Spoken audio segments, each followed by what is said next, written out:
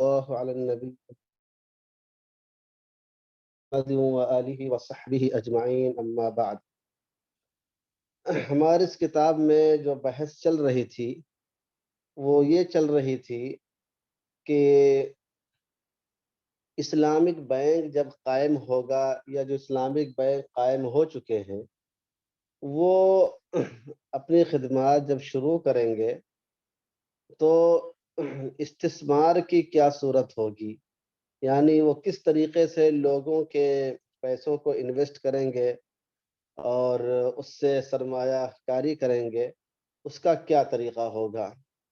مصنف نے اس میں کئی طریقے بیان کیے ہیں، جن میں سے پہلا طریقہ جو تھا مضاربہ کا، اس کی تفصیل آپ حضرات کے سامنے آ چکی ہے۔ آج یہ شرکت کے اور اجارہ کے بارے میں بات آ رہی ہے کہ یہ بھی ایک طریقہ کار ہوتا ہے کہ اس کے ذریعے سے بھی بینک سرمایہ کاری کر سکتا ہے اور خود بھی فائدہ اٹھا سکتا ہے اور اپنے گراہک کو بھی فائدہ دے سکتا ہے۔ یہ ہے شرکت یعنی پارٹنرشپ۔ شرکت کے معنی کسی عمل یا شے میں دو یا اس سے زیادہ افراد کے شریک ہونے کے ہیں۔ فقہی اعتبار سے شرکت کی متعدد قسمیں ہیں اور پھر بعض قسموں کی ذیلی قسمیں بھی ہیں۔ ان اقسام کو درج ذیل نقشے میں ملاحظہ کیا جا سکتا ہے۔ تو لغوی اعتبار سے دیکھا جائے تو شرکت کے معنی ہے شریک ہونا کسی چیز میں، کسی عمل میں۔ اگر کئی لوگ شریک ہوں تو اسے شرکت کہتے ہیں، اور فقہی اعتبار سے اس کی کئی قسمیں ہوتی ہیں۔ جیسے دیکھیے شرکت کی بنیادی تین قسمیں ہیں، ایک ہے شرکت اباحت، ایک ہے شرکت ملک، اور ایک ہے شرکت عقد۔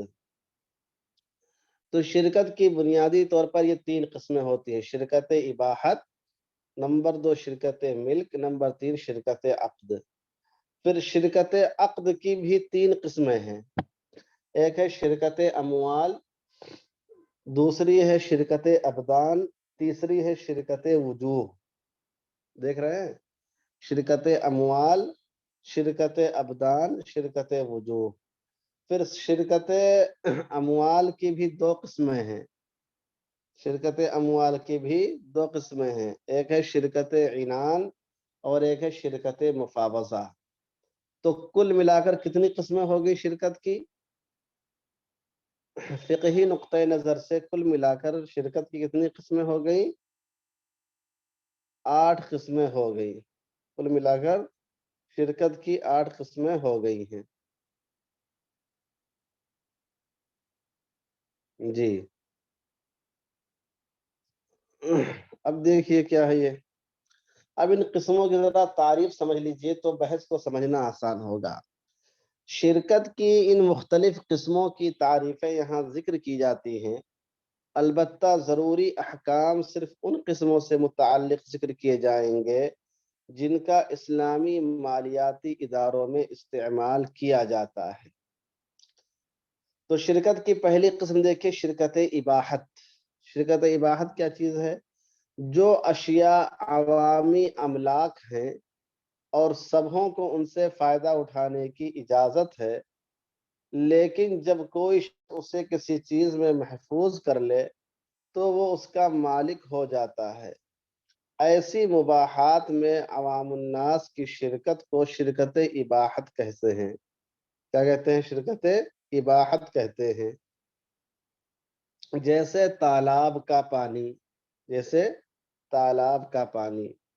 تو شرکت اباحت کیا؟ وہ چیزیں جو تمام لوگوں کے درمیان مشترک ہوں اور ہر کسی کو اس سے فائدہ اٹھانے کی اجازت ہو۔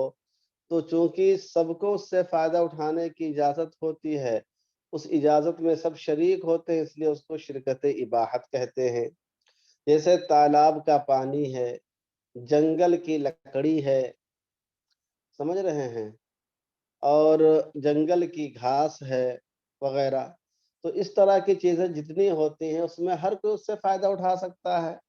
البتہ اگر کوئی آدمی اس میں سے کسی حصے کو اپنے کسی برتن میں یا اپنی کسی چیز میں محفوظ کر لے تو پھر وہ اس کا حصہ مانا جائے گا اور کسی اور کا اس میں حصہ نہیں ہوگا۔ مثلا تالاب کے پانی سے استفادے کا سب کو حق ہے، ہر کوئی اس سے استفادہ کر سکتا ہے، شرکت اباحت حاصل ہے۔ لیکن اگر کوئی تالاب سے ایک بالٹی پانی نکال کر اپنے بالٹی میں رکھ لے تو بتائیے اب اس بالٹی والے پانی سے ہر کسی کو استعمال کی اجازت ہوگی؟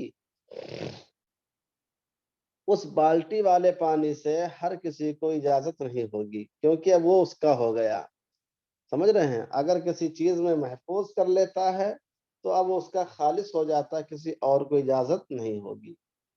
تو شرکت اباحت میں بنیادی طور پر یہ بات آپ کے سامنے آئی کہ وہ چیزیں جس میں سب لوگوں کا مشترک حصہ ہوتا ہے، ہر کسی کو استعمال کی اور نفع اٹھانے کی اجازت ہوتی ہے، جیسے کہ نہر اور سمندر کا پانی ہے، جیسے کہ نہر اور سمندر کی مچھلیاں ہیں، جیسے کہ جنگل کی گھاس ہے، جیسے جنگل کی استعمالی لکڑیاں ہیں وغیرہ وغیرہ۔ تو یہ ہر ایک کا ہے، یہ اشیاء میں بھی شرکت ہوتی ہے سب کی۔ دوسری ہے شرکت ملک۔ شرکت ملک کسے کہتے ہیں؟ کوئی چیز دو یا اس سے زیادہ افراد کی مشترکہ ملکیت ہو تو یہ شرکت ملک ہے۔ جیسے میراث میں کوئی چیز کئی لوگوں کو مل گئی ہو، یا وصیت کئی لوگوں کے نام ایک ہی چیز کی کر دی ہو، یا ہبہ کئی لوگوں کے نام کر دیا ہو کسی چیز کا، یا بے کیا ہو کئی لوگوں سے ایک ہی سامان کو بیچ دیا ہو، تو اس طریقے سے جو چیز حاصل ہوگی وہ مشترکہ چیز پر جو حاصل ہوئی ہے وہ شرکت ملک کہلائے گی۔ سمجھ رہے ہیں؟ تو دیکھیے شرکت اباحت میں بنیادی طور پر اس چیز پر ملکیت نہیں ہوتی ہے بلکہ استفادے کا حق ہوتا ہے، جبکہ شرکت ملک میں سب کی ملکیت بھی ہوتی ہے اور استفادے کا حق بھی ہوتا ہے۔ بات سمجھ میں آئی کہ نہیں آئی؟ شرکت اباحت میں اور شرکت ملک میں بنیادی طور پر کیا فرق سمجھ میں آیا؟ کہ شرکت اباحت میں صرف اس چیز کے استعمال کرنے نفع اٹھانے کا حق ہوتا ہے، اس پر ملکیت نہیں ہوتی ہے الا کہ اسے محفوظ کر لیا جائے۔ اور شرکت ملک میں کیا ہے؟ سب کی ملکیت بھی اس پر ہوتی ہے اور استفادے کا حق بھی ہوتا ہے۔ جیسے میراث کے طور پر کسی آدمی کو کوئی کھراد مشین مل گئی، سمجھ رہے ہیں؟ اب اس کھراد مشین میں یا ٹریکٹر میں کہہ لیجیے آج کے زمانے میں، اس ٹریکٹر میں سب کا حصہ ہوتا ہے، سب کی ملکیت ہوتی ہے۔ اسی طریقے سے جیسے کسی نے اپنا کوئی انجن کسی کو وصیت کر دیا، دو تین لوگوں کا، بھائی آپ اس سے استفادہ کریں گے، آپ لوگوں کے نام وصیت ہے، تو جتنے لوگوں کے نام اس نے وصیت کی ہے وہ سب کو اس میں ملکیت حاصل ہوگی۔ تو یہ ہے مشترکہ ملکیت، اسے شرکت ملک کہتے ہیں۔ بات سمجھ میں آ رہی کہ نہیں آ رہی ہے؟ اور نمبر 3 ہے شرکت عقد۔ نمبر 3 کیا ہے؟ شرکت عقد۔ کسی معاہدے کے تحت اصل سرمایہ اور نفع و نقصان میں شریک ہونے کا معاملہ طے پایا ہو، یہ شرکت عقد ہے۔ اس کی بنیادی طور پر 3 قسمیں ہیں۔ اس کی بنیادی طور پر 3 قسمیں ہیں۔ تو اگر باضابطہ کوئی معاہدہ ہوا ہو، باضابطہ نفع اور نقصان میں شرکت ہو، اور اور سب کا اس میں سرمایہ لگا ہو، تو اس طرح اگر معاملہ کوئی انجام پاتا ہے تو وہ شرکت عقد ہے۔ شرکت عقد کی 3 قسمیں ہیں۔ الف، شرکت ابدان۔ شرکت ابدان کہتے ہیں کسی ہنر سے واقف چند افراد مل کر معاہدہ کریں کہ ہم مل کر کام کریں گے اور جو نفع ہوگا باہمی معاہدے کے مطابق تقسیم کر لیں گے۔ اس کو شرکت عقد فی الاعمال بھی کہتے ہیں۔ تو چاہے شرکت اعمال کہیں چاہے شرکت عقد فی الاعمال کہیں، ایک ہی چیز ہے۔ تو شرکت ابدان میں کیا ہوتا ہے کہ کچھ لوگوں کے پاس ہنر ہے، فنکاری ہے، اور وہ اپنی فنکاری کے ذریعے سے مشترکہ طور پر کام کرتے ہیں۔ مثلاً 10 مزدور ہیں، وہ لوگ دلی گئے اور یہ کہا کہ چلو ایسا کرتے ہیں کہ ہم لوگ 10 آدمی پینٹنگ کا کام کرتے ہیں، پوتائی کا کام کر سکتے ہیں۔ تو اب یہ پینٹنگ اور پوتائی کا کام کرنے کے لیے ان لوگوں نے کہ ایک سیٹ سے بات کر لیا کہ ہم آپ کا پورا جو گھر ہے، پورا فلیٹ، اس کی پوتائی کر دیں گے۔ اب 10 نے مل کر اس کے 5 سے 10 منزلے کی پوری پوتائی کر دی، اور جو بھی پیسہ ملا اس کو آپس میں اپنے تناسب سے تقسیم کر لیا۔ سمجھ رہے ہیں؟ مثلاً جو زیادہ ماہر تھا اس نے کہا کہ میں بھائی 25% لوں گا، جو کم ماہر تھا اس نے کہا میں 20% لوں گا، اور باقی جو تھے سب سے کہا کہ آپ لوگ 8 یا 7% لیں گے۔ جو بھی مطلب آپس میں معاہدہ ہوا ہو اس کے مطابق تقسیم کر لیں گے۔ تو دیکھیے یہاں پر یہ لوگ پیسہ کچھ نہیں لگا رہے ہیں، لیکن اپنی ہنرمندی کا استعمال کر رہے ہیں۔ بات سمجھ میں آئی کہ نہیں آئی؟ اپنی ہنرمندی کا استعمال کر رہے ہیں۔ یا جیسے 5 لوگ گئے مارکیٹ میں، کہا بھائی ہم لوگ دھوبی آدمی، ہم لوگ دھوبی کا کام کرتے ہیں اور کپڑا ہم سے دھلوا سکتے ہو۔ اب 50 لوگوں کو کپڑا لے لیا دھونے کے لیے، 1 ہفتے کے بعد دھو کر واپس کیا، اور اس کے نتیجے میں 25,000 روپیہ ملا ان لوگوں کو، اس کو آپس میں ان لوگوں نے تقسیم کر لیا۔ تو اس میں ہنرمندی ہوتی ہے، اس ہنرمندی کے ذریعے سے چند لوگ مل کر کام کرتے ہیں اور اس میں آپس میں تقسیم کر لیتے ہیں۔ اسی کو شرکت ابدان کہتے ہیں۔ بات سمجھ میں آئی؟ دوسری قسم ہے شرکت وجوہ، جس میں 2 یا 2 سے زیادہ افراد مال یا مہارت و ہنر میں شرکت کے بغیر معاہدہ کریں کہ ایک دوسرے کی وجاہت سے فائدہ اٹھاتے ہوئے وہ مارکیٹ سے ادھار چیزیں خرید کریں گے، پھر نقد فروخت کریں گے، اور جس کو جو نفع حاصل ہوگا وہ اس کا مالک ہوگا۔ تو دیکھیے کبھی کبھی ایسا ہوتا ہے کہ آدمی کے پاس ہنرمندی ہوتی ہے اور کبھی نہیں ہوتی ہے، اور پیسہ نہیں ہوتا ہے، لیکن تعلقات ہوتے ہیں، تعلقات کی بنا پر ادھار مال مل سکتا ہے۔ مثلا زید کا تعلق ابو بکر سے ہے، زید نے ابو بکر سے کہا کہ بھائی عمر کو آپ ذرا 1,000 کا سامان دے دیجئے اور ہماری کریڈٹ پہ دے دیجیے، ہمارا تو آپ سے تعلق ہے، آپ جانتے ہی ہیں۔ اس نے اس کو 1,000 کا سامان دے دیا۔ سمجھ رہے ہیں؟ عمر نے فون کر دیا اپنے دوست خالد کو، کہا رہے بھائی زید کو ذرا سامان دے دیجیے 1,000 روپے کا، فلاں سامان وہ بیچ کے دے دیں گے آپ کو پیسہ، میں اس کا ذمہ دار ہوں، میں کریڈٹ لے لیتا ہوں، آپ سے ہمارے تعلقات ہیں۔ تو اس طریقے سے سب نے دوسرے کو مال دلا دیا، یا سب نے اپنی اپنی وجاہت کا استعمال کرتے ہوئے، تعلقات کا استعمال کرتے ہوئے ادھار مار لے لیا۔ اب اس مال کو بیچ رہے ہیں، جو جتنا بیچ لے جائے اس کے حساب سے جتنا نفع پائے گا اس کا نفع ہوگا۔ زید اس کو بیچے، جتنا نفع اس کا ہوگا زید کا مانا جائے گا اپنے طور پر۔ تو اس میں دیکھیے اپنی وجاہت میں سب شریک ہو رہے ہیں، وجاہت کی بنیاد پر سب مال کو لا رہے ہیں اور پھر اپنے طور پر بیچ کر فائدہ اٹھا رہے ہیں۔ جب سامان بک جاتا ہے تو بعد میں اس کا پیسہ دے دیتے ہیں۔ اس کو بولتے ہیں شرکت وجوہ۔ سمجھ رہے ہیں؟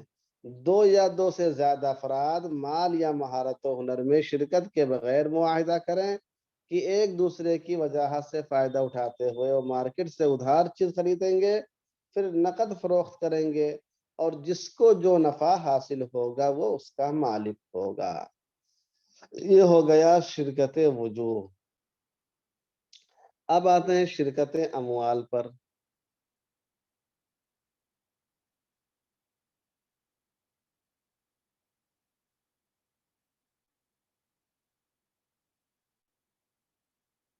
وجاہت کا مطلب نہیں جانتے ہیں؟ وجاہت کا مطلب یہ ہے کہ اپنی شخصیت اور اپنے تعلقات کا استعمال کرنا، تعلقات کی بنیاد پر ادھار مال لینا اور نقد بیچ کر فائدہ اٹھانا۔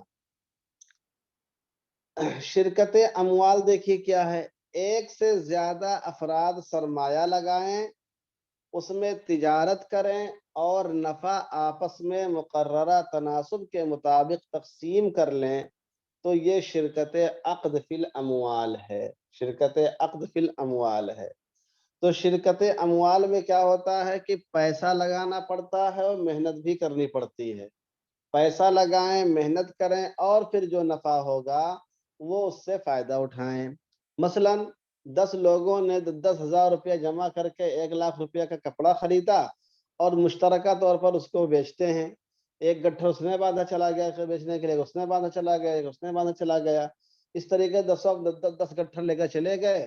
شام کو جب لوٹ کر آئے تو پورا مال بک چکا تھا ماشاءاللہ، کسی کے یہاں 50، کسی کے یہاں 1000 کا فائدہ ہوا، کسی کے یہاں 1500 کا فائدہ ہوا، کسی کے یہاں 2000 کا فائدہ ہوا، کسی کے یہاں 500 کا فائدہ ہوا۔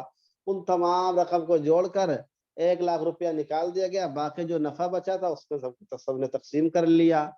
تو یہ ہے کیا ہے شرکت اموال، کہ ایک سے زیادہ افراد سرمایہ لگائیں، اس میں تجارت کریں اور نفع آپس میں مقررہ تناسب کے مطابق تقسیم کر لیں۔ یہ شرکت عقد فی الاموال ہے۔ اب اس شرکت کی 2 قسمیں ہوتی ہیں، شرکت اموال کی بھی 2 قسمیں ہوتی ہیں، 2 صورتیں ہیں۔ نمبر 1 شرکت مفاوضہ، نمبر 2 شرکت عنان۔ شرکت مفاوضہ کیا ہے؟ شرکت عقد کی وہ صورت ہے جس میں تمام شرکاء کا سرمایہ مساوی ہوتا ہے، نفع و نقصان بھی مساوی ہوتا ہے، تصرف کا حق بھی مساوی ہوتا ہے،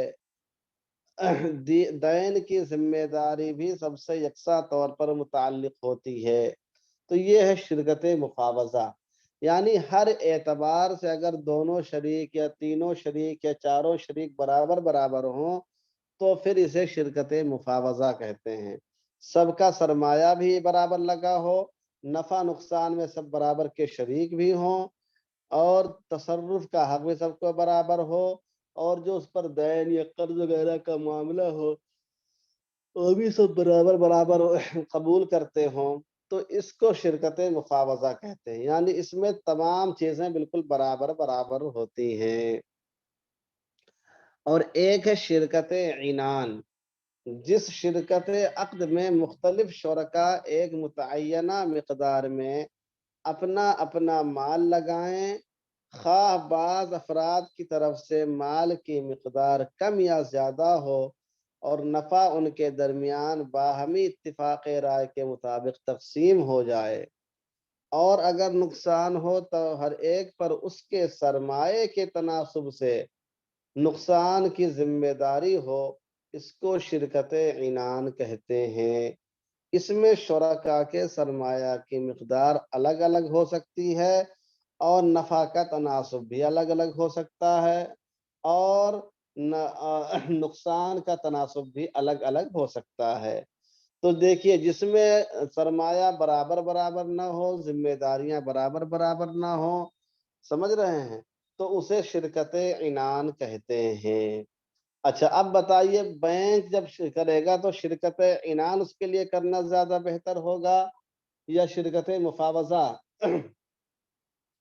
ظاہر ہے بینک کو جو لوگ پیسے دیتے ہیں سب کے پیسے برابر تو ہوتے نہیں ہیں، کسی کا کم ہوتا ہے، کسی کا زیادہ ہوتا ہے، تو بینک جب معاملہ کرے گا تو شرکت عنان کو اختیار کرے گا۔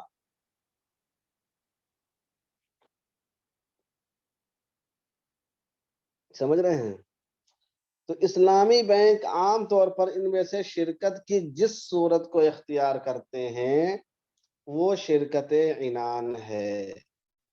وہ کیا ہے؟ شرکت عنان ہے، کیونکہ شرکت عنان میں ہر طرح کے لوگ شریک ہو سکتے ہیں، کم والے بھی شریک ہو سکتے ہیں، زیادہ والے بھی شریک ہو سکتے ہیں، سمجھ رہے ہیں؟ کسی کے لیے اس میں پریشانی کی بات نہیں ہے۔ تو اسلامی بینک زیادہ تر کیا کرتے ہیں کہ وہ شرکت عنان والی صورت کو اختیار کرتے ہیں، کیونکہ بینک مختلف لوگوں سے سرمایہ اکٹھا کرتا ہے، ان سب کی حیثیت شرکاء کی ہوتی ہے، پھر جو نفع یا نقصان ہوتا ہے اس کو سب پر تقسیم کیا جاتا ہے اس کے پیسے کے بقدر۔ تو جب سرمایہ میں کمی زیادتی ہوتی ہے تو نفع میں بھی کمی زیادتی ہوتی ہے، اس لیے اسلامی بینک شرکت عنان کی صورت اختیار کرتا ہے اور کرے گا۔ اب آگے بات آ رہی ہے کہ جب بینک شرکت کا معاملہ کرے گا تو بینک کی حیثیت کیا ہوگی؟ عنوان ڈالا ہے قانونی شخصیت۔ کہتے ہیں یہ بھی ہو سکتا ہے کہ بینک خود بھی ایک شریک کی حیثیت سے اس میں شامل ہو، کیونکہ اس کی بھی اپنی ایک شخصیت ہے جس کو موجودہ دور کی قانونی اصطلاح میں شخصیت قانونی یعنی لیگل انٹیٹی یا شخصیت اعتباری کہتے ہیں، اور فقہ اسلامی میں اس کی اصل موجود ہے، جیسے بیت المال، کہ بیت المال دوسرے سے مضاربت کر سکتا ہے۔ اسی طرح اس کی ایک مثال وقف ہے۔ بیت المال اور وقف ادارے ہیں، لیکن مقدمے میں مدعی اور مدعا علیہ بن سکتے ہیں، اور کسی بھی معاہدے میں فریق بن سکتے ہیں۔ اس طرح بینک شرکت عنان کے ذریعے نفع حاصل کر سکتا ہے، یعنی بینک چاہے تو خود بھی اس میں اپنا سرمایہ کاری کر کے اور اپنا ایک شریک کی حیثیت سے، پارٹنر کی حیثیت سے شریک ہو سکتا ہے، سمجھ رہے ہیں؟ تو بینک خود بھی اس میں ایک پارٹنر کی حیثیت سے شریک ہو سکتا ہے۔ اب بینک کیسے ہوگا؟ بینک کا مطلب یہ ہے کہ جسے بینک کو چلانے والی جو کمپنیاں ہیں یا بینک کو چلانے والے جو افراد جن کا پرائیویٹ بینک ہے، اگر سرکاری بینک ہے تو سرکار اسے چلاتی ہے، اور پرائیویٹ ہے تو پرائیویٹ لوگ چلاتے ہیں، تو وہ بھی اپنا سرمایہ لگا کر اپنے کھاتے داروں کے ساتھ سرمایہ کاری کر سکتے ہیں۔ ان کی نمائندگی کون کر رہا ہوگا؟ بینک کر رہا ہوگا، اور بینک کو ایک شخصیت عرفی مان لیا جائے گا، شخصیت اعتباری مان لیا جائے گا۔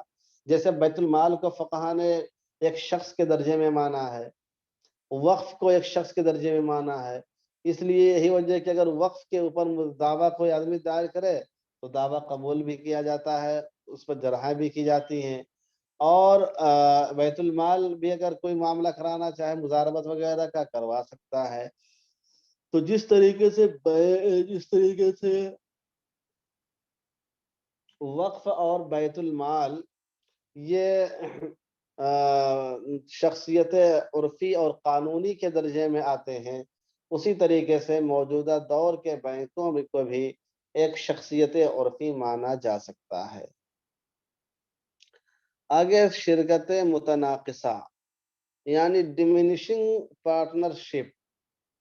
موجودہ دور میں اسلامی معاشیات کے ماہرین نے شرکت کی ایک خاص قسم شرکت متناقصہ کی وضع کی ہے، سمجھ رہے ہیں؟ یہ پہلے بات نہیں پائی جاتی، اس دور کی ہے۔ کیا ہے؟ آج کے زمانے میں معاشیات کے ماہرین نے شرکت کی ایک خاص قسم شرکت متناقصہ کی وضع کی ہے، جس کو شرکت منتہیہ بالتملیک بھی کہتے ہیں، سمجھ رہے ہیں؟ اس کے دو نام ہیں، ایک ہے شرکت متناقصہ اور ایک کیا ہے؟ شرکت منتہیہ بالتملیک۔ انگریزی میں کیا بولتے ہیں؟ Diminishing partnership. تو شرکت منتہیہ بالتملیک بھی کہتے ہیں۔ عام طور پر مکانات، گاڑیاں اور مشنریز میں اس کا استعمال ہوتا ہے۔ اس کی صورت یہ ہے کہ کسی شے کو چند یونٹوں پر تقسیم کر دیا جائے، ضرورت مند شخص ابتدا میں حسب معاہدہ ایک یا چند یونٹ کی قیمت ادا کر کے اس کا مالک ہو جائے اور بقیہ کا کرایہ ادا کرے۔ جو یونٹ وہ خرید کرتا جائے گا وہ اس کا مالک ہوتا جائے گا، اور اس کو اس کا کرایہ بھی ادا نہیں کرنا پڑے گا، اور جو یونٹیں بھی خریدی نہیں گئی ہیں ان کا وہ کرایہ ادا کرتا رہے گا۔ اس طرح بتدریج کرایہ دار سے اس شے کا مکمل مالک بن جائے گا۔ یعنی کیا ہوگا اس میں یہ ہوگا، جیسے مان لیا ایک آدمی کو ٹریکٹر کی ضرورت ہے، اب وہ بینک کے پاس جائے گا، اسلامی بینک کے پاس جائے گا اور کہے گا کہ مجھے ٹریکٹر چاہیے، تو بینک یہ کہے گا کہ ٹھیک ہے، آپ کو ٹریکٹر چاہے گا ہم دلوا دیں گے، لیکن اس میں آپ پارٹنر بن جائیے۔ مثلا 10 لاکھ روپے کا ٹریکٹر ہے، سمجھ رہے ہیں؟ 10 لاکھ روپے کا ٹریکٹر ہے، تو آپ کیا نام ہے 11 لاکھ میں اس کو خرید لیجئے۔ وہ کیسے؟ بینک یہ کہے گا کہ اس کو ہم 11 یونٹ میں تقسیم کر دیتے ہیں، یعنی 11 قسطیں بنا دیتے ہیں۔ بینک 11 قسطیں بنا دے گا اور اس سے کہے گا آپ 2 لاکھ روپے ہم کو دے دیجئے۔ تو گویا کہ 2 لاکھ روپے جب آپ دے رہے ہیں تو 11 لاکھ میں سے جو ٹریکٹر کی قیمت بن رہی ہے اس میں سے 2 لاکھ کے بقدر آپ ٹریکٹر کے مالک ہو گئے ہیں، گویا آپ نے اور بینک نے مل کر اسے خریدا ہے، آپ نے اور بینک نے مل کر اسے خریدا ہے۔ تو 2 لاکھ کے بقدر ملکیت آپ کی رہے گی، اور باقی ملکیت کس کی رہے گی؟ باقی ملکیت کس کی رہے گی؟ وہ بینک کی رہے گی۔ اب بینک یہ کہے گا کہ ایسا کریے، آپ ہر مہینے ہم کو 1 لاکھ روپیہ دیتے جائیے، اور آپ کی جو شرکت کا دائرہ وہ بڑھتا چلا جائے گا، سمجھ رہے ہیں؟ اب اگلے مہینے آپ نے بینک کو 1 لاکھ روپیہ اور دے دیا، اب آپ ٹریکٹر میں کتنے حصے کے مالک ہو گئے؟ 3 لاکھ کے برابر حصے کے مالک ہو گئے، اور اس کا ایک حصہ کم ہوتا چلا گیا۔ اور ٹریکٹر آپ استعمال کرتے رہیں گے، ٹریکٹر آپ یوز کرتے رہیں، تو جو ٹریکٹر آپ یوز کریں گے تو 3 لاکھ کے بقدر کا جو حصہ اس کے تو آپ مالک ہیں، باقی کے مالک تو نہیں ہیں، تو باقی کی جو ملکیت بینک اسے کرایہ آپ کو دینا پڑے گا، سمجھ رہے ہیں؟ اس کا آپ کو کرایہ دینا پڑے گا۔ اب دوسرے مہینے میں آپ نے 1 لاکھ روپیہ اور دے دیا، اب آپ 4 لاکھ کے بقدر اس ٹریکٹر کے مالک ہو گئے، اور اتنا حصہ کیا نام ہے بینک کی ملکیت کا کم ہوتا چلا گیا، اور جو اس کا حصہ کم ہوتا جائے گا ویسے ویسے کرایہ بھی کم ہوتا چلا جائے گا، ویسے ویسے کرایہ بھی کم ہوتا چلا جائے گا۔ جیسے مان لیا پہلے 4,000 روپے مہینہ کرایہ لیتا تھا، تو پہلی قسط دے دینے کے بعد اب وہ 3500 پہ آ جائے گا، دوسری قسط دے دینے کے بعد وہ 3,000 پہ آئے گا، تیسری قسط دینے کے بعد وہ 2500 پہ آئے گا، مطلب اس طریقے سے ہلم جرا آخر تک آپ سمجھ لیجئے۔ تو جیسے جیسے آپ کی ملکیت بڑھتی جائے گی اور بینک کی ملکیت گھٹتی جائے گی، اس کا کرایہ بھی کم ہوتا چلا جائے گا، اور جب اس طریقے سے آپ کے 9 مہینے پورے ہو جائیں گے، تو چونکہ 2 لاکھ روپے تو آپ نے پہلے دے ہی چکے تھے، تو 2 لاکھ روپے وہ، اور 9 لاکھ روپے 9 مہینے میں 9 لاکھ روپے یہ، 11 لاکھ روپے آپ کے ٹریکٹر کے ادا ہو گئے۔ اس طریقے سے آپ اس ٹریکٹر کے پورے مالک ہو گئے۔ اب اس کی ملکیت ختم ہی ہو گئی، کیونکہ اب اس کے بعد بچا ہی نہیں کوئی حصہ، تو اب نہ اسے کرایہ لے سکتا ہے، نہ کوئی پیسہ لے سکتا ہے۔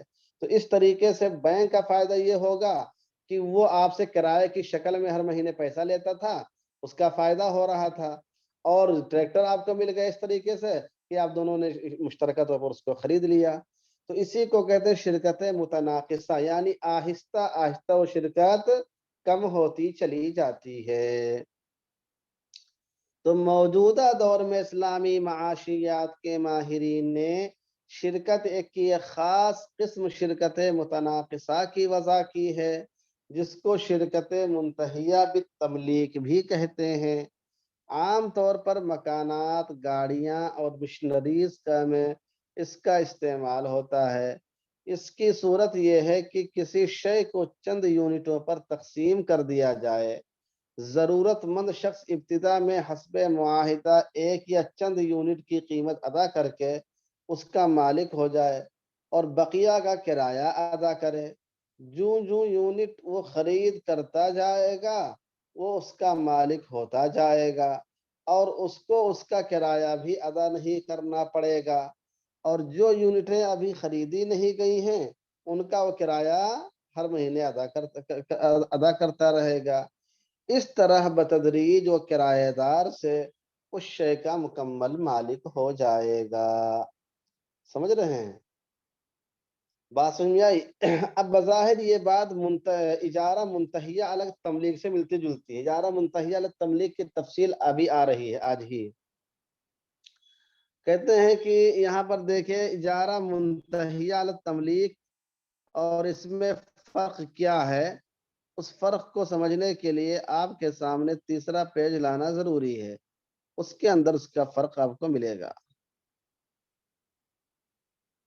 یہ دیکھیے، اجارہ منتہیہ علی التملیک یعنی فائنینسنگ لیز اور شرکت متناقصہ میں فرق یہ ہے۔ کیا فرق ہے؟ دیکھیے، الف 3 فرق ہیں شرکت متناقصہ میں اور اجارہ منتہیہ علی التملیک میں، 3 فرق پائے جاتے ہیں۔ پہلا فرق کیا ہے؟ الف، اجارے کی شکل میں کرایہ دار اخیر تک کرایہ ادا کرتا رہتا ہے۔ کیا ہے؟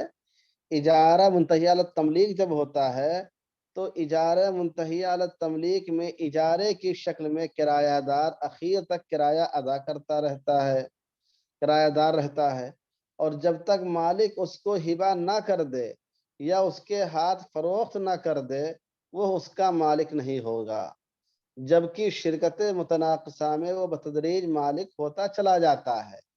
تو اجارہ منتہیہ علی تملیک میں تو سب سے آخر میں جب بینک اس کو مال ہبہ کرے گا تب جا کر وہ اس کی ملکیت ثابت ہوگی، جبکہ شرکت متناقصہ میں کیا ہے، پہلے دن ہی سے اس کو ایک حد تک ملکیت ہو جاتی ہے اس کی اپنے یونٹ کے وقت، پھر ہر مہینے اس کی ملکیت بڑھتی چلی جاتی ہے، حالانکہ منتہیہ اجارہ منتہیہ علی تملیک میں ہر مہینے اس کی یونٹ بڑھتی نہیں ہے، سمجھ رہے ہیں؟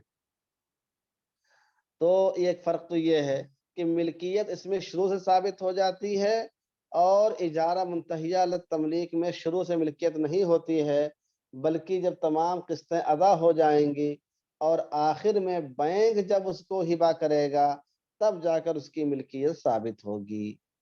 ایک فرق تو یہ ہے۔ دوسرا فرق یہ کہ اجارہ منتہیہ علی تملیک میں اخیر تک ایک ہی کرایہ برقرار رہتا ہے، شروع میں جو کرایہ طے ہو گیا 4,000 روپیہ یا 3,000 روپیہ یا 5,000 روپیہ وہ آخر تک رہے گا جب تک کہ تمام قسطیں ادا نہ ہو جائیں، سمجھ رہے ہیں؟ جب تک کہ تمام قسطیں ادا نہ ہو جائیں، پورا پیسہ ادا نہ ہو جائے اور بینک اس کو ہبہ نہ کر دے اس وقت تک کہ وہی کرایہ چلتا رہتا ہے۔ تو اجارہ منتہیہ علی تملیک میں اخیر تک ایک ہی کرایہ برقرار رہتا ہے، کرایہ دار اپنے اختیار سے کرائے میں کمی نہیں کر سکتا سوائے اس کے کہ مالک راضی ہو جائے، جبکہ شرکت متناقصہ میں کرایہ دار جیسے جیسے یونٹیں خریدتا جاتا ہے اسی تناسب سے اس کا کرایہ کم ہوتا چلا جاتا ہے، کم ہوتا چلا جاتا ہے۔ نمبر 3، قاعدہ یہ ہے کہ کرائے پر لگائی گئی چیز کی درستگی اور مرمت کے اخراجات مالک پر ہوتے ہیں، اس لیے اجارہ منتہیہ علی تملیک کی صورت میں مرمت کرایہ دار کی ذمہ داری نہیں ہوگی۔ اجارہ منتہیہ علی تملیک کی صورت میں مرمت کرایہ دار کی ذمہ داری نہیں ہوگی، یعنی مرمت کرانے کی ذمہ داری کرایہ دینے والے پر نہیں ہوگی بلکہ بینک کے اوپر ہوگی، مالک پر ہوگی، مالک چونکہ بینک ہے اس لیے بینک کے اوپر ہوگی۔ جیسے گاڑی کی سروسنگ کرانا ہے، سمجھ رہے ہیں، تو گاڑی کی سروسنگ کون کرائے گا؟ بینک کروائے گا، کسٹمر کروائے گا؟ بینک اس کو کروائے گا، کسٹمر اس سے نہیں کروائے گا، سمجھ رہے ہیں؟ اس لیے کہ کرایہ دار اس کا مالک نہیں ہوتا ہے، جبکہ شرکت متناقصہ میں دونوں فریق اپنی اپنی ملکیت کے تناسب سے ان اخراجات کے ذمہ دار ہوں گے، سمجھ رہے ہیں؟ تو اگر اس میں کوئی کمی پیدا ہوتی ہے، کوئی دقت آتی ہے، اس کی سروسنگ کرانی ہے، موبل چینج کرنا ہے، تو پھر اس کو دونوں پر تقسیم کیا جائے گا، جتنا حصہ ملکیت بینک کی ہوگی اسی فیصد کے اعتبار سے بینک اس کا پیسہ دے گا، اور جتنا فیصد کیا نام ہے آدمی کا کہ قبضے میں آ چکا ہوگا، ملکیت میں آ چکا ہوگا، اس ملکیت کے اعتبار سے آدمی سے پیسہ دے گا۔ تو اس طریقے سے اجارہ منتہیہ علی تملیک میں اور اجارہ اور شرکت منتہیہ علی تملیک میں دونوں میں فرق ہو گیا ہے۔ 3 فروق انہوں نے بیان کیے ہیں، ایک تو ملکیت کے حصول اور شروع اور آخر میں ملکیت کے حصول کے اعتبار سے، دوسرے کرایہ دار کے باقی رہنے کے اعتبار سے، اور تیسرے یہ کہ اس کی درستگی اور مرمت کے لیے اخراجات کا ذمہ دار کون ہوگا۔ اس حیثیت سے 3 فرق آپ کے سامنے آئے۔ یہاں تک کہ بات سمجھ میں آئی کہ نہیں مشائخ؟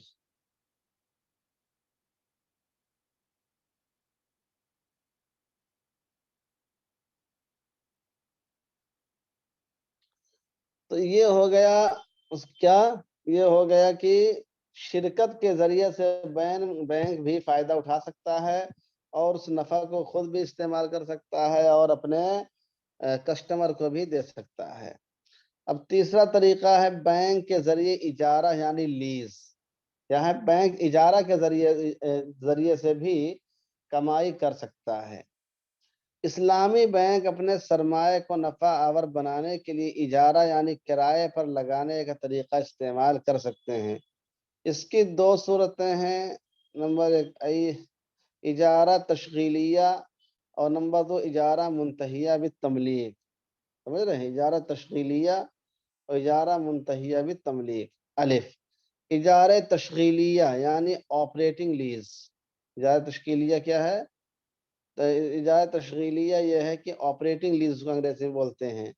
اس سے مراد ہے کہ منقولہ جیسے گاڑی یا غیر منقولہ جیسے اراضی و مکانات پر اپنی ملکیت باقی رکھتے ہوئے ایک مدت تک کرائے پر لگانا اور کرائے سے فائدہ اٹھانا ہے۔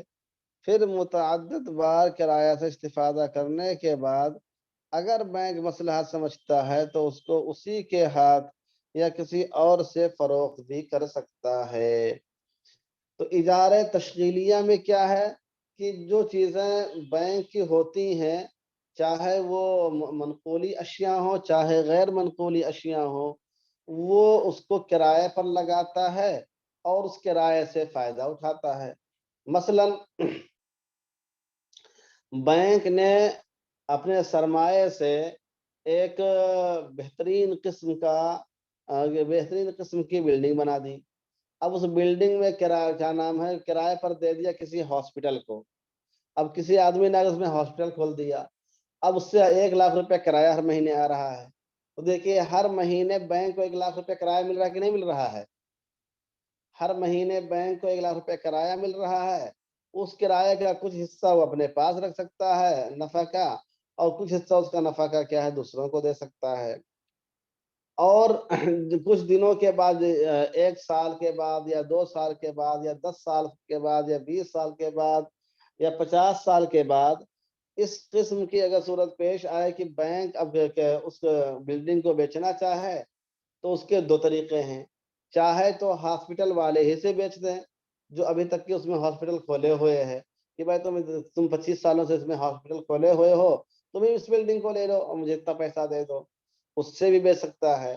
یا کوئی اور جو مناسب رقم دینے والا اس سے بڑھ کر دینے والا ہو، اس سے بھی بینک کہتے ہیں بیچ سکتا ہے، اور اس نفع کو خود بھی استعمال کرے گا اور اپنے اکاؤنٹ ہولڈرز کو بھی دے گا۔ تو یہ اجارہ تشغیلیہ ہے جس کی ایک عام صورت ہوتی ہے، ہر جگہ پائی جاتی ہے کہ اپنی چیز کو استفادے کے لیے کسی کو کرائے پر دے دینا۔ دوسرا ہے اجارہ منتہیہ علی التملیک۔ اجارہ منتہیہ علی التملیک یہ کیا ہے؟ اجارہ منتہیہ علی التملیک یعنی فائنینشیل لیز، جس کو اجارہ تمویلیہ یا فائنینشیل لیز بھی کہتے ہیں، میں کوئی شے کرائے پر لگائی جاتی ہے اور مدت کرایہ ختم ہونے کے بعد کرایہ دار کو ہبہ کر کے یا معمولی قیمت میں اس کے ہاتھ بیچ کر اس کو مالک بنا دیا جاتا ہے۔ اس کو مالک بنا دیا جاتا ہے۔ گویا ابتداءً وہ کرایہ دار ہوتا ہے اور انتہاءً مالک ہوتا ہے۔ اس لحاظ سے اس کی 3 صورتیں ہیں۔ جیسے ہاسپٹل والی بات ہم نے بتائی کہ جیسے ہاسپٹل مان لیا کہ ایک یہ کیا نام ہے بہترین قسم کی بلڈنگ بنائی بینک نے، مان لیا اس کو بنانے میں کیا نام ہے اس کا 50 لاکھ روپیہ خرچہ آیا، بتایا 50 لاکھ روپیہ خرچہ آیا۔ اب اس نے کسی کیا کہتے ہیں ہاسپٹل کو کرایہ پر دے دیا اور کہا ہر مہینے ہم کو 1 لاکھ روپیہ دیتے رہیے۔ 1 لاکھ روپیہ دیتے دیتے اس نے کتنے 60 مہینے اس کے اندر رہا۔ کتنے مہینے رہا وہ؟ 60 مہینے اس نے اسپتال قائم کیا، اس میں رہتا رہا، اسپتال چلاتا رہا۔ اب 60 مہینے میں بینک کو کتنے پیسے حاصل ہو گئے؟ 60 مہینے میں بینک کو کتنے پیسے حاصل ہو گئے؟ 60 لاکھ روپے حاصل ہو گئے۔ اور بینک نے لگایا کتنا تھا؟ 50 لاکھ روپیہ لگایا تھا۔ کتنا لگایا تھا؟ بینک نے 50 لاکھ روپے لگایا تھا۔ جب اس عمارت کو بنوایا تھا۔ اب بینک نے یہ کہا کہ ایسا ہے کہ آپ ماشاءاللہ 60 مہینے سے ہمارے یہاں رہ رہے ہیں، پابندی سے پیسہ دے رہے ہیں، آپ 10 لاکھ روپیہ ہم کو اور دے دیجئے، اور اب اس عمارت کو میں آپ کو ہبہ کر رہا ہوں۔ آپ کہاں اسپتال لے کر جائیں گے، آپ مشہور ہو چکے ہیں یہاں پر رہتے رہتے، سب لوگ آپ کو جانتے ہیں، دور دور سے مریض آپ کے یہاں آتے ہیں، اور یہاں سے پھر لے کر جائیں گے، پھر لوگوں مریضوں کو بھی دقت ہوگی، ان کے ساتھ آنے والوں کو دقت ہوگی، اور آپ کو وہاں پارکنگ کی جگہ مل پائے کہ نہ مل پائے، آپ پیسہ کو 10 لاکھ روپیہ اور دے دیجئے، آپ لے لیجئے۔ 60 مہینے کے بعد اس نے کیا کیا، 60 لاکھ روپیہ 1 لاکھ 10 لاکھ روپیہ اور لے لیا، اور کہا کہ یہ ہم نے آپ کو ہبہ کر دیا۔ تو اتنے دنوں میں اس کو گویا کہ 20 لاکھ روپے کا فائدہ بینک کو ہو گیا، سمجھ رہے ہیں؟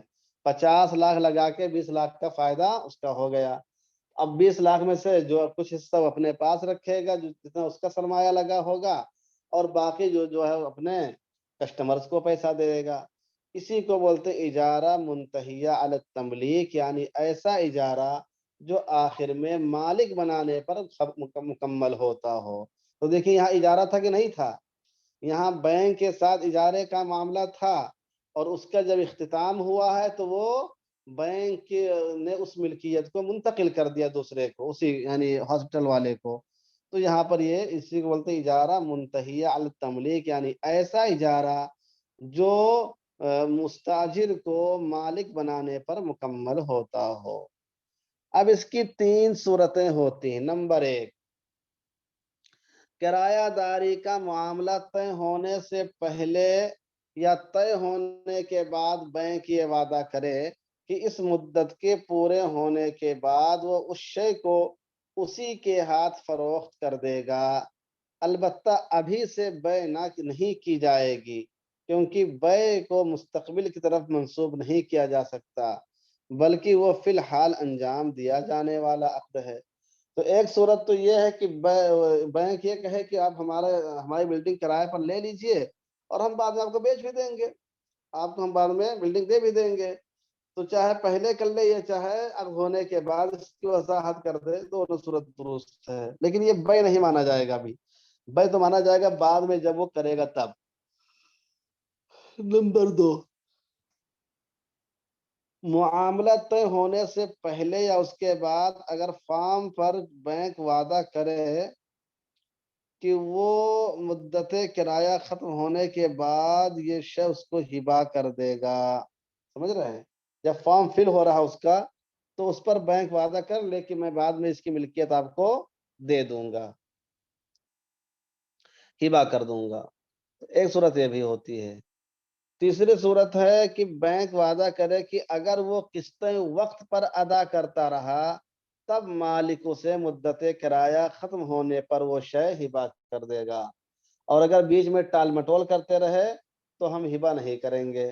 تو اس میں بینک کا فائدہ یہ ہوگا کہ ہر مہینے اس کو آرام سے بغیر کسی زور دباؤ کے کرایہ ملتا رہے گا، اور جو ہاسپٹل والا ہے اس کو بھی ایک لالچ رہے گی کہ جلدی پورا ہو مہینہ اور ہم کو ملکیت اس پہ حاصل ہو جائے، سمجھ رہے ہیں؟ تو گویا کہ یہ مشروط وعدہ ہوتا ہے۔ اب مختلف مراحل ذرا ملاحظہ فرمائیں۔ اجارہ منتہیہ علی التملیک سمجھ میں آیا کہ نہیں آیا آپ کو؟ اجارہ منتہیہ علی التملیک سمجھ میں آیا کہ کیسے اس میں اجارہ ہوتا ہے؟ اب دیکھیے مختلف مراحل، غرض کی اس شکل میں مجموعی طور پر 3 مراحل ہو گئے۔ الف، کرائے پر لینے والا شخص بینک سے درخواست کرے کہ وہ اس کی مطلوبہ شے خرید لے، اور وعدہ کرے کہ جب وہ خرید لے گا تو یہ اسے اتنے عرصے تک کے لیے بینک سے کرایہ پر حاصل کر لے گا۔ یعنی جو کرائے پر لینے والا ہے وہ کیا، بینک کے پاس جائے گا، کہے گا بھائی مجھے ایک بلڈنگ کی ضرورت ہے کرائے پہ، ایسا کرو کہ آپ ہم کو دے دو، آپ کسی سے لے کے دے دیجئے، خرید کے دے دیجئے، بنوا کے دے دیجئے۔ تو پہلے جا کر اس کے پاس درخواست کرے گا کہ آپ مجھے ایک بلڈنگ بنا دیجئے، میں کرائے پر لوں گا اس سے۔ دوسرا مرحلہ کیا ہوگا، با، بینک اس سامان کو اس شخص کی خواہش کے مطابق خرید لے گا، جیسے یہاں پر بلڈنگ خرید کے کرائے پر اس کو دے دیا، یا بلڈنگ خریدا نہیں بنا کے دے دیا۔ نمبر 3، اب کیا ہوگا، خریدنے کے بعد درخواست دہندہ کو کرایہ کا معاملہ طے کر کے حوالے کر دیا جائے۔ پہلے اس نے درخواست دی کہ مجھے اس طرح کا ایک بلڈنگ چاہیے، میں نے اس کی درخواست کو قبول کر کے اس کے لیے انتظام کر دیا، اور نمبر 3 کیا، خریدنے کے بعد درخواست دہندہ کو کرایہ کا معاملہ کر کے اس کے حوالے کر دیا کہ اب یہ آپ چلائیے اپنی ڈسپنسری وغیرہ اس کے اندر۔ دال، علیحدہ فارم پر بینک اپنی طرف سے ایک طرفہ وعدہ کرے کہ مدت کرایہ ختم ہونے کے بعد وہ اس شے کو اسی کے ہاتھوں فروخت کر دے گا یا اس کو ہبا کر دے گا۔ الگ فارم پہ باضابطہ اس کو لکھ کر دیتا ہے اپنی طرف سے۔ جی ہاں، مدت کرایہ ختم ہونے کے بعد بینک اپنے وعدے کے مطابق کرایہ دار کو ہبا کر کے یا علامتی قیمت لے کر اس شے کا مالک بنا دے۔ علامتی قیمت مطلب ایک مختصر سی قیمت اس سے لے لے اور کہے کہ لو بھائی اب آپ اس کے مالک ہو گئے ہیں۔ تو اپنے وعدے کے مطابق کرایہ دار کو ہبا بھی کر سکتا ہے یا علامتی قیمت یعنی تھوڑی بہت قیمت لے کر اس سے کہے کہ اب آپ اس کے مالک ہو گئے ہیں۔ ٹھیک ہے، اب یہ تو طریقہ ہوا کہ بینک کے پاس وہ جائے گا، درخواست پیش کرے گا، بینک اس کی درخواست قبول کرے گا، اس کو لے کر کرائے پر دے گا اور پھر آخر میں اس کو ہبا کر دے گا۔ اب چند ضروری احکام ملاحظہ فرمائیں۔ نمبر 1، یہ ضروری ہے کہ بینک پہلے کرائے پر لگائے جانے والے سامان کا خود مالک بن جائے، پھر اسے کرائے پر لگائے، کیونکہ جو چیز ابھی ملکیت میں آئی ہی نہ ہو اس کو کرائے پر لگانا درست نہیں ہے۔ نمبر 1۔ نمبر 2، یہ بات بھی جائز ہے کہ ایک سامان بیک وقت 2 شخص کو الگ الگ اوقات کے لیے کرائے پر دی جائے، جیسے شیئرنگ کے ساتھ دن میں گاڑی ایک شخص کے پاس رہے گی اور رات میں دوسرے شخص کے پاس رہے گی۔ سمجھ رہے ہیں؟ 2 لوگ گئے بینک کے پاس، انہوں نے کہا کہ ہم کو آٹو رکشہ کرائے پر دلوا دیجئے۔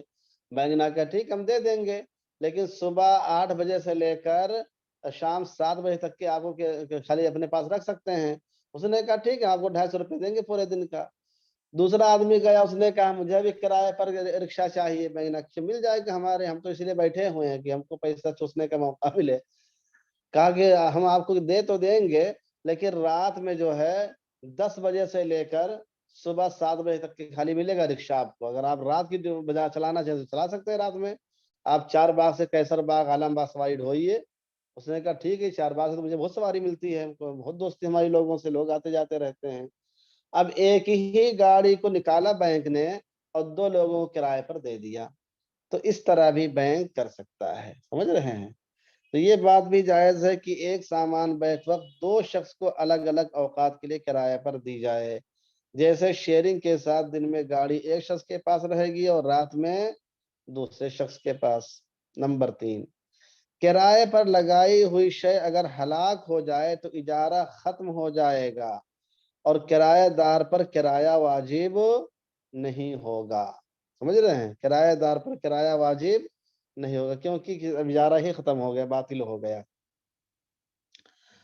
نمبر 4، یہ بات جائز نہیں ہے کہ مقصد اجارہ کو حاصل کرنے کے لیے جس مرمت کی ضرورت ہوتی ہے یا اس پر جو اخراجات ہوتے ہیں مالک اس سے بری و ذمہ ہو جائے اور کرایہ دار کو اس کا ذمہ دار قرار دے دے۔ سمجھ رہے ہیں؟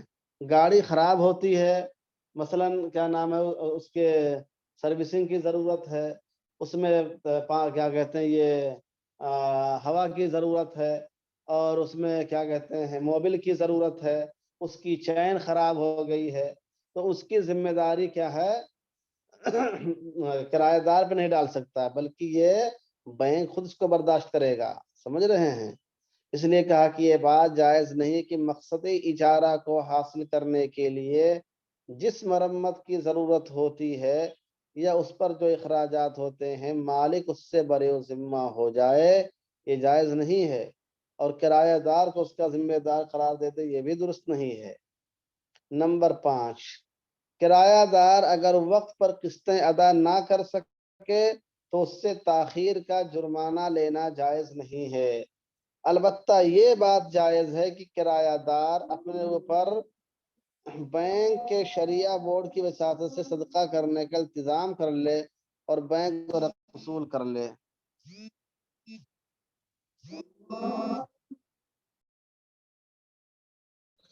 تو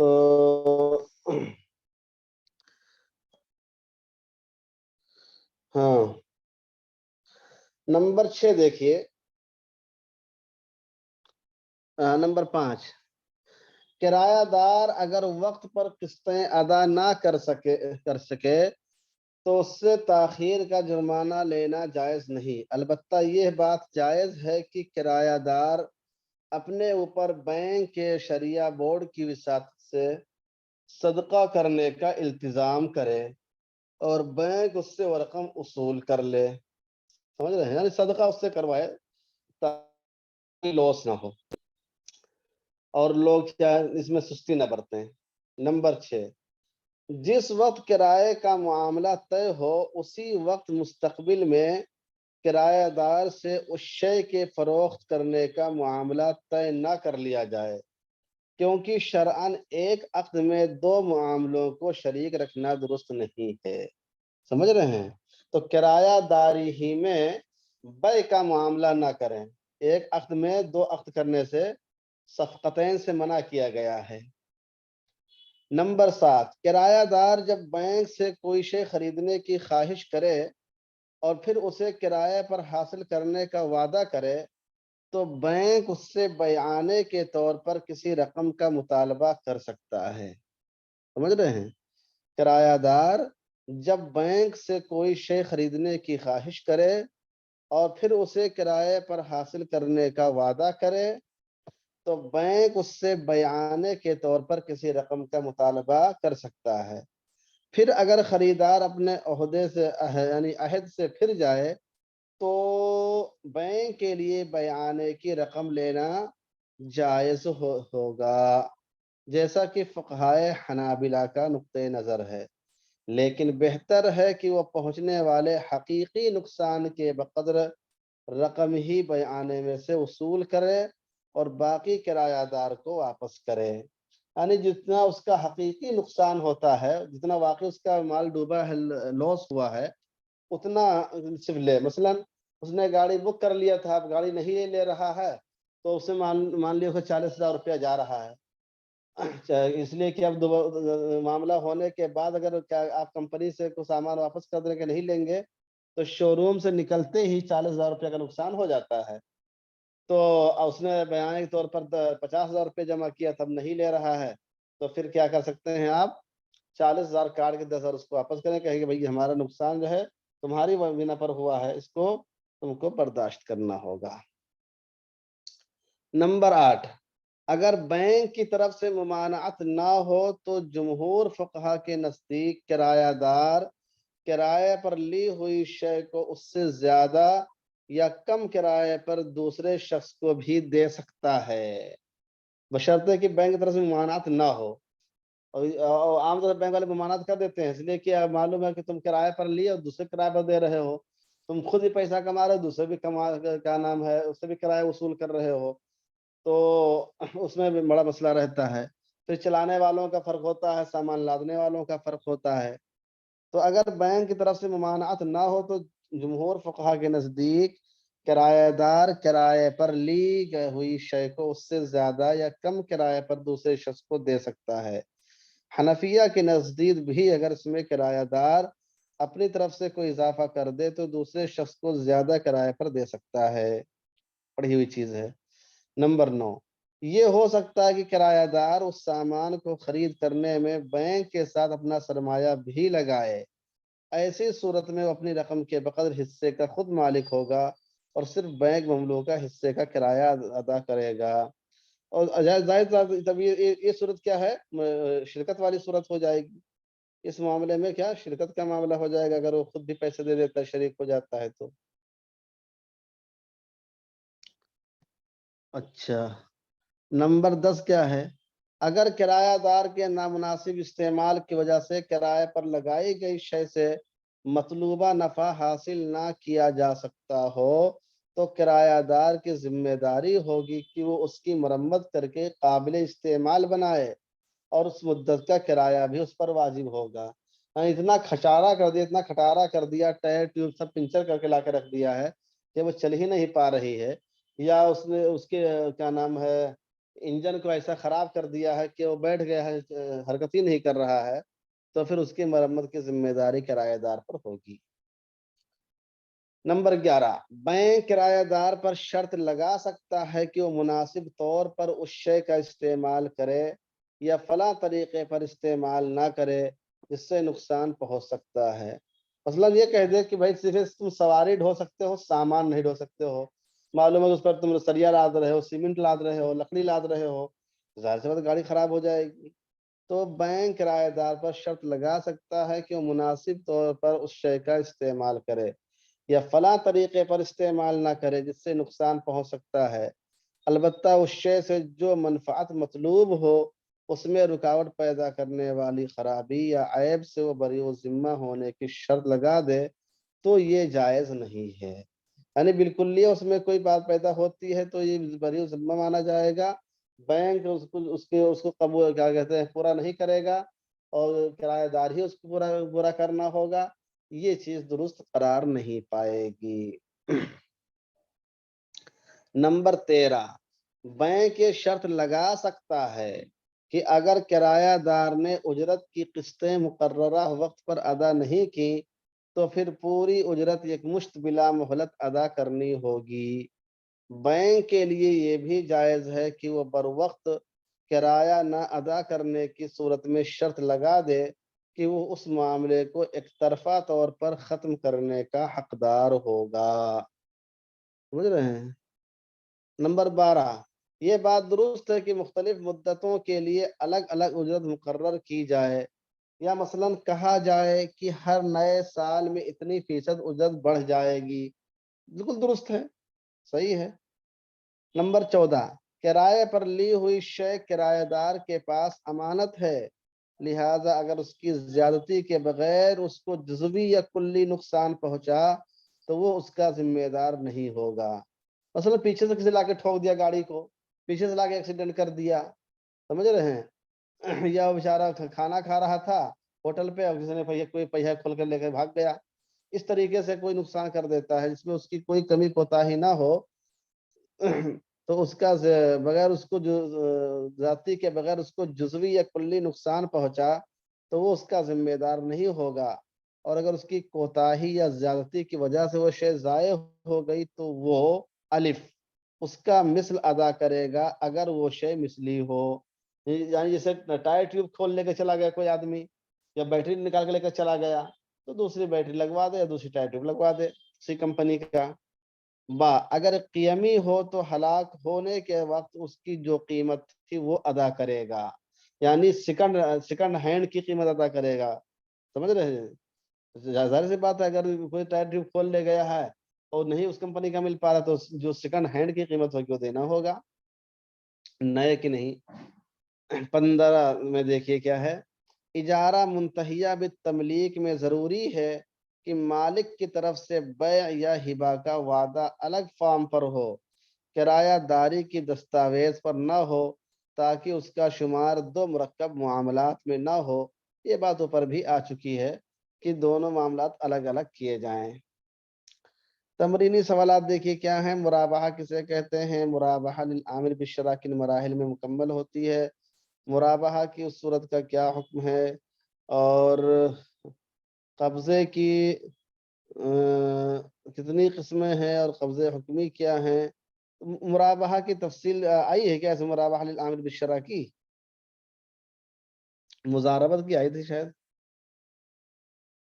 تو قبضے کی کتنی قسمیں ہیں، قبضے حکمی سے کیا مراد ہے، بیان سلسلے فقہا کے مذاہب کیا ہیں، اسلامی بینک اجارے کو استثمار کے طور پر استعمال کرتے ہیں اس کی کیا کیا صورتیں ہیں، اجارہ منتہیہ للتملیک کے کن مراحل کے ذریعے مکمل ہوتا ہے، اجارہ منتہیہ للتملیک کے ضروری احکام لکھیں، شرکت متناقصہ منتہیہ للتملیک کے احکام میں کیا فرق ہے وہ لکھ کر لے کر آنا ہے، آپ بھیج دیجیے گا ہمارے واٹس ایپ پر، ٹھیک ہے۔